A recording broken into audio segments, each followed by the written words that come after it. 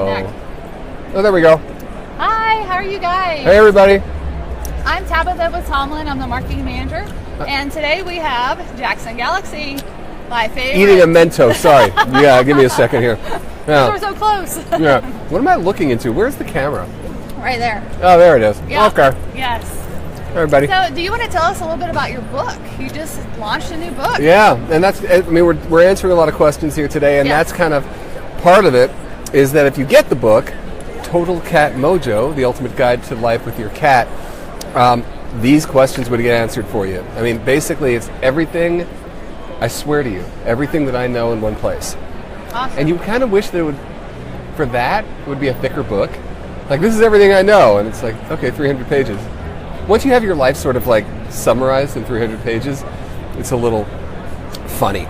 But, you know, we also have other books that are more memoirish. But no, Total Cat Mojo is, I'm really proud of it. I think it's a kick butt book. And like I said, almost every one of your questions will be answered in that book. And if it's not, I kind of don't want to hear about it. Or maybe it could be the next book that you write. No, we're done. No, okay, we're done. okay, we're done. 4 books, 6 years. I'm done. But hey, you know, it doesn't mean that other stuff isn't going to happen. And we do a lot of these Facebook Live things so we can answer questions. And we know that people are coming on board here. Awesome. What's up, Melanie? Hello, What's Melanie. up, Sean from London? Wow, London. Good to see you guys. Hello, Heather. Hello, guys. Good to see you guys. Yep, and keep those questions coming because we got a few to start us off with here, and obviously we'll and Donna is going to Cat Camp. Yes, and we'll folks, be if there. you don't know about Cat Camp, May 5th and 6th in New York City, and it's going to be a massive cat party, and we're also there to promote advocacy in New York and all the things that you can do to help feral cats and Yes. your cat Awesome. and adoption events, and it's going to be an amazing time. And you guys can sign up now. If you want to go to Cat Camp, sign up now. Absolutely, please do that. Good. All right, let's get to some questions. Yeah. So one of them that we have is, what are some tips for traveling with cats? You know, the number one tip I can give you, and this is the same tip I've been giving here today because we have a lot of people here from vet clinics, it is so essential that you guys teach your cats that the carrier is a good thing. The carrier is a den. It's a home in your home. That you take the top off it a lot of times. Put a bed in there. Give them treats that they would never get ordinarily anyplace else. The special treats, right? And once it becomes a safe place for them, then it's not just that thing that you get into to go to the vet, you know, or to get into the car or to travel with. It is that safe place for you. It's your den. And that way, when you get into the car or when you go to the vet or you travel in general, that it's not automatically the scariest thing in the world. You're actually in your safe place. So get working on your carriers in your home. It's also so important because it's so crucial that we all have an escape plan. That if there's an emergency happening here, we're in Florida right now, folks. The last time we were here, there was a hurricane. Yep. Yesterday, there were tornado watches everywhere, right? Yes. And you got to know that if you got to leave your house, where are the carriers at? How you gonna they're not in the garage, they're not in a storage unit someplace, they're not in a tough shed out back. They're in the house, and you got to be able to get your cats in there and get out. That's a great point.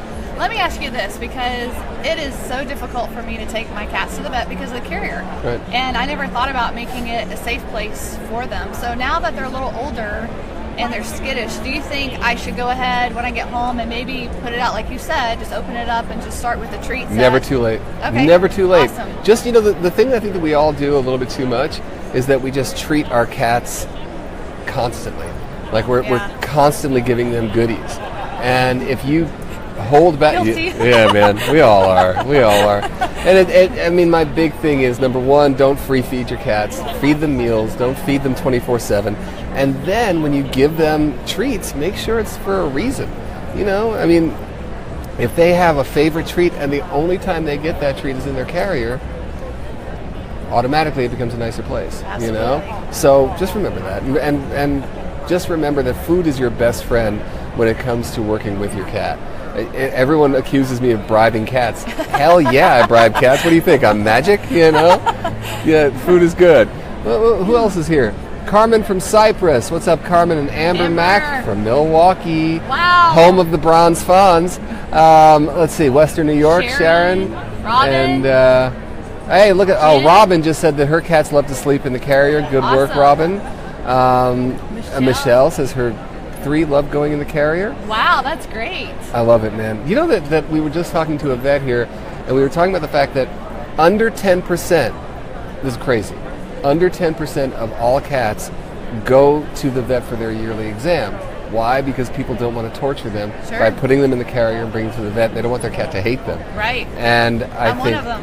Yeah, well, there you go. It stresses me out more than it stresses them out, I think. It's horrible. Nobody wants to put their cat through going to the vet, them throwing up in the car, peeing in the car, getting to the vet and screaming and yelling. Now, that said, I'm a huge fan of house call vets. I mean, it's a little more expensive, but to have the vet come to you, I think is a big plus. But if you can't do that, just remember there are ways to make it. Look, if I'd say that I talk about this in the new book. You have 2 cars in the garage, right? You've got and they're 2 like station wagons. One's a blue one, one's a red one. The only time you get into that red station wagon, you go to the dentist. You're not going to want to go into that red station wagon. You know what I mean? Yeah. Like you're going to want to go in the blue one instead. With cats, every time they see the carrier, they're going to go to a bad place. I think that's an excellent point. I never thought about it. Yeah. I've owned cats for years and years and years. I love them, but I've never thought about that. There you go. So yeah, excellent point. Why I'm here. Thank you. Who else is here? Sally from Alabama. What's up? Yay! You're an Alabama fan? I did. Yes, I went to Where Alabama. are you from? Yes, originally from Georgia. You're from Georgia. You went to Alabama. I did go to Alabama. Yes. Is that? am I about to make a fool out of myself?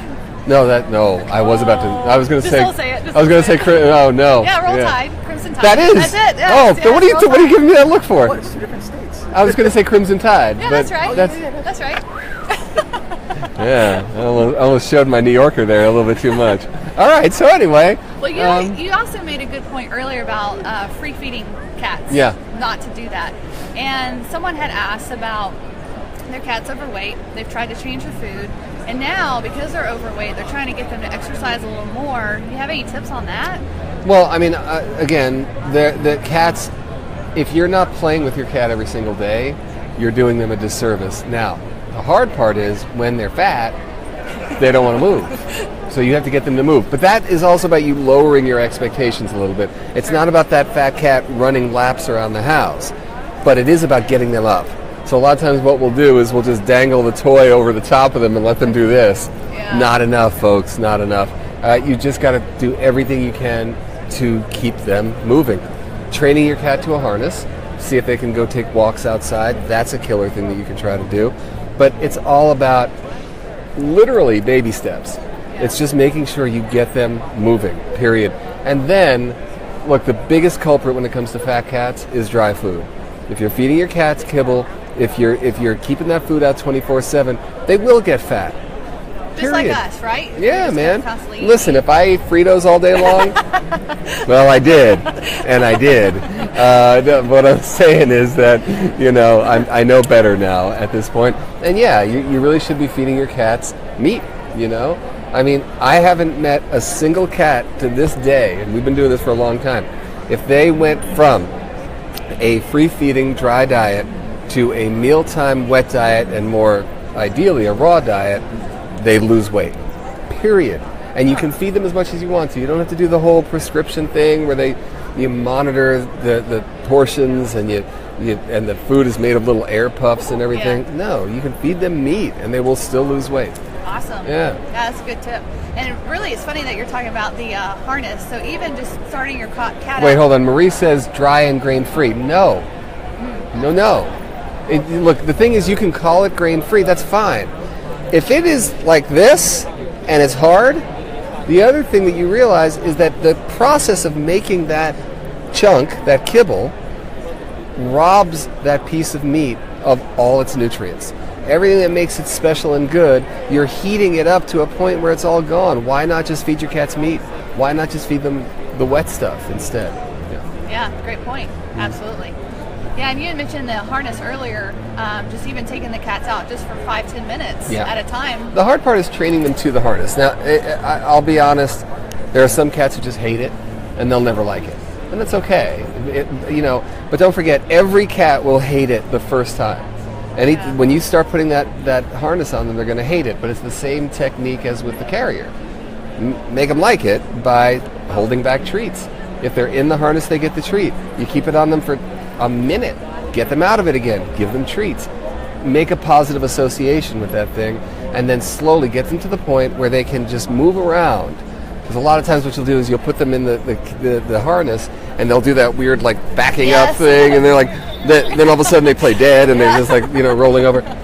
Get them past that point, because cats hate that feeling of having that pressure across their chest.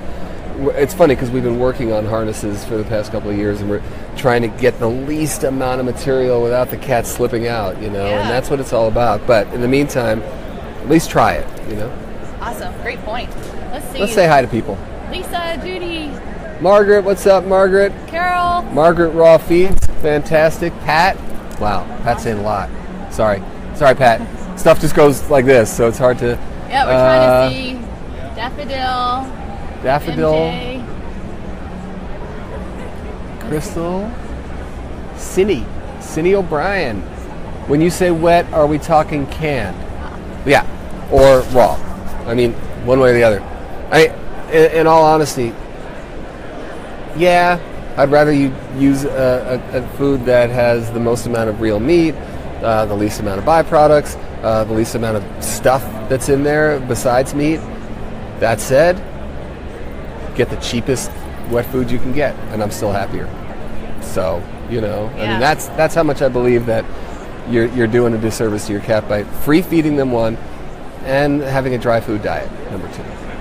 And Rita is asking me what I think of raw. Rita, where you been?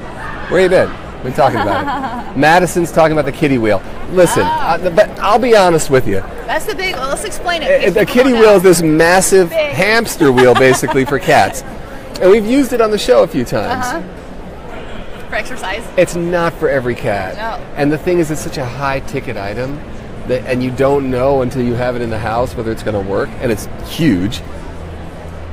It's a tough call, man, because you're going to be so upset if your cat takes one look at that thing and is like, nope, nope, we're not going to do that. And then you've got a huge wheel in your house that no one's going to use. And, of course, you can then donate it to your favorite shelter.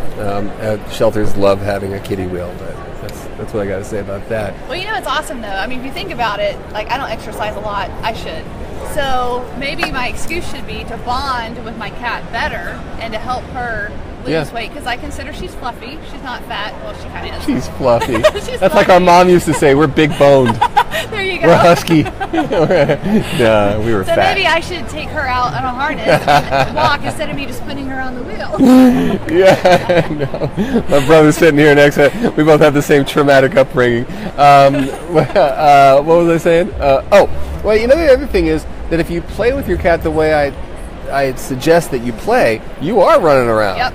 You're making a straight-up ass out of yourself. You're running around the house, pretending to be a bird, pretending to be a mouse, that thing. That gets you exercise, believe me. I know. Especially if you got stairs. Hey, Sandra. Hey, Helen. Now, right now, we are busting out. Someone asked about giving medicine. Well, if someone's asking about giving medicine, why else are we here sitting at the Tomlyn booth? This here is the Tomlyn Pill Masker with my little mug on the front. And I forgot this guy's name. He was actually from Cat Camp last year. That's a picture from Cat Camp. I forgot his name. He actually got adopted right after this picture, by the way. Awesome. Yeah. But anyhow, God, his name's going to drive me crazy. Anyhow, Pill Masker. You can see this stuff right here. Well, it's not supposed to be appealing to us, but I got to tell you something. And this is not just cats. This is cats and dogs. My dogs will straight up eat this stuff like it's cake batter. You know what I mean? Like, we use it as training treats. Oh, maybe for the crate. Maybe it's that's a great idea. There you go. It's a great idea. This stuff comes out like this, like little bits, and you just roll it up, roll your pill up into this little ball like that. And listen, you guys know me. The only reason that I put my name on anything, and because there's not that many things, just a few things in this whole wide world I put my name on. This stuff, it was all about the fact that, we'll talk about how we met. But anyway, yeah. And on the next episode, I use this stuff. We were using it in my house, and we were talking about how amazing it was, and we just struck up a friendship, and there it is. I think it's an amazing product. Dogs and cats.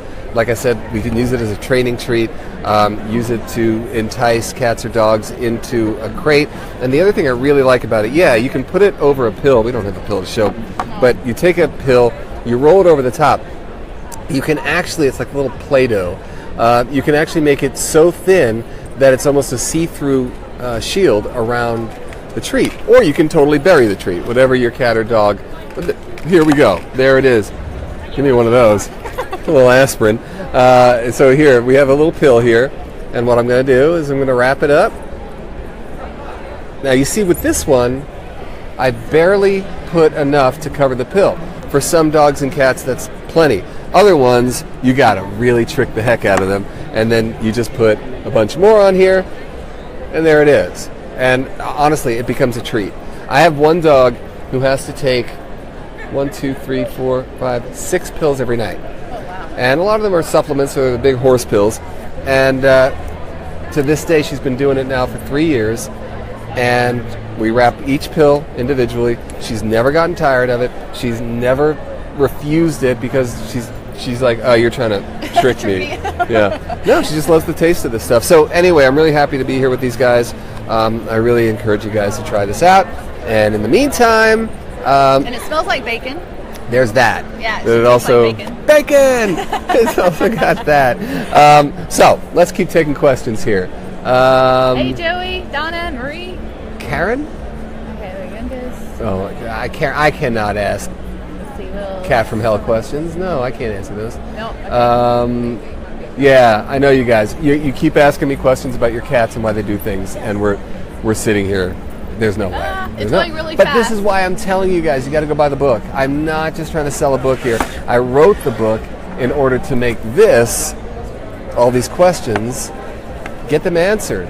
My goal is to keep your cats happy and in your house and not in shelters and all that.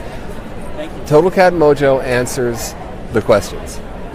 And if it doesn't, I will eat my pill masker. So, let's see here. I think Naomi had a question, either Naomi or Teresa, about bathing cats. Have any opinion on bathing cats? Here's the thing. Unless you have a hairless cat, like a Sphinx, who needs to get bathed every single week because they create a lot of oils from their skin, you don't need to bathe your cat. Unless your cat gets skunked or like they get bubble gum in their fur or whatever. You know what I'm saying? Yeah. But you don't need to bathe the cat. Right. I think folks do that for really no good reason. So think about it. Cats, one of the ways that they stay alive in the wild is by ridding themselves as much scent as they can. That's why they clean themselves so much. Cats are always cleaning themselves. There are ways. Now I know you guys would talk about, for instance, you'll talk about the amount of dander that cats collect on their skin. Don't forget, if your cat has dander, you got to start addressing that before you address the symptom, right? What's the cause of dander? A lot of times it's because of what they're eating and what they're not getting out of their food. So address that first before doing that. Or you say, my cat stopped cleaning herself. If your cat stopped cleaning herself, it's probably because she's not well. Yep. So figure that out. Go to the vet. You know what I mean? Don't bathe your cat just because. Yeah. And I think you made a really good point is, don't forget about the vet. I mean, the vet's there as a resource. Yeah. So some of you guys have great questions. Unfortunately, we can't see some of them because they're going really fast, but a lot of them are medical questions. So definitely refer back to your veterinarian because your veterinarian can actually examine them in person. Yeah. And the other thing is, I don't think enough folks think about this. A lot of folks, they don't go to the vet because their cat doesn't like getting the carrier. That's one reason. Yeah. They also don't go to the vet because they don't like going to the vet themselves. You know what I mean? Yeah. And you have choice. Yeah, any place that you live, you're not locked into one vet. If you don't like your vet, go to another one. If you're not getting the information you want, go to another one. And in this day and age, we're getting more and more into specialty medicine, the same way we are for humans. Take your cat to a specialty vet if they're having problems that you don't feel are getting explained well enough, And also do your due diligence. I mean, I'm so jealous. Like when I was learning about cats, oh my God, I'm going to sound so old. But when I was learning about cats, we didn't have the internet. We didn't have Google. We didn't have those things. You now, somebody came to me, we do this in the show all the time, where someone comes to me and they have an asthmatic cat, let's say. And I said, go on the internet, find out everything you possibly can about cat asthma. Find out what other people do. There are forums where people just talk about their cats with asthma. Become active, become a part of that thing, be your cat's best advocate, and then your vet is a player in that advocacy program instead of the one who dictates everything, So this is all about you, but it is about having a good relationship with your vet. Absolutely. Yeah. What else we got going on here? Okay, let's see. Been writing down questions as they come. How can I keep my kitten in the house? Very active kitten. I guess maybe the Keep your kitten in the house. Close the door. I don't know. I mean, if you're saying that because you think your cat has a great time outside and you don't want to lock her in, look, she's young enough. She's a kitten. She'll be just as thrilled with like empty Tupperware as she will with the outside. Little paper balls. Exactly, man. Yep. Train her inside. Don't let her out, man, because you let her out now, you're going to have a hard time about 6 months from now trying to get her back in again. But, I mean, you guys know me. You know I'm not a fan of cats going outside all the time. Figure it out. Don't let them out. Yeah. What's up? Oh. Let's see. Another one is, how can I stop my cats from chewing on cords or wires? Maybe they're teething or... Yeah, maybe... I mean, cats like to chew stuff. That said, there's a couple of sort of hard and fast things that'll work really well. Speaking of hard and fast, go and get PVC tubing. That's all you do. You go to Radio Shack or whatever, They have PVC tubing. It's a hard plastic tubing. You then run your cords through, and you're done. That's all you have to do. There's a lot of them that they're flexible, a lot of them. So you have corners that can bend. It goes from your computer, let's say, and you just run the tubing all through it until you get to the wall outlet, and you're done. There's no way to tell a cat not to chew on things. You just can't. So cover it up, make it unattractive for them. The other thing is you can spray stuff on it, like bitter apple is one product that you can spray on there so it just tastes terrible. Citrus, cats are usually not big fans of citrus, so you can, spray citrus smells on there. A lot of times the way we keep cats away from Christmas trees, for instance, is you zest a lemon, put it into a baggie, and poke holes in the baggie, and then seal it up.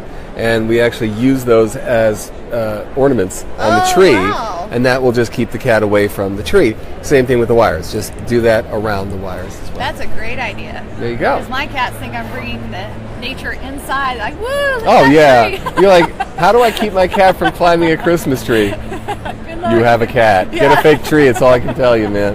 Yeah. Oh, that's awesome. What else you got going on here? Someone did ask you if you're going to go to Quebec anytime soon. Sure. Invite me. I'm there, man. I will go pretty much anywhere as long as you guys get me there. But yeah, I mean, we're doing. By the way, we're going out on the road in just about a month or so. We're going to be hitting places in Iowa, Minnesota, Pennsylvania, right outside of Chicago, Illinois. We're going to be doing cat camp in New York. And really, the way these people get us there is you get us there by getting me on a stage and calling us up, and we go, So, and we also do a lot of events for rescues and shelters around the country. So, write us. Awesome. That's how it happens. Yeah, you had another invite from Panama, from Canada, from Germany. I will be there. Detroit. Yeah, man. I've done Detroit plenty of times, but yeah, Germany and Panama. In the last 2 years, we've been in. We were in Ecuador. We were in Argentina. I was in Buenos Aires just about 2 years ago.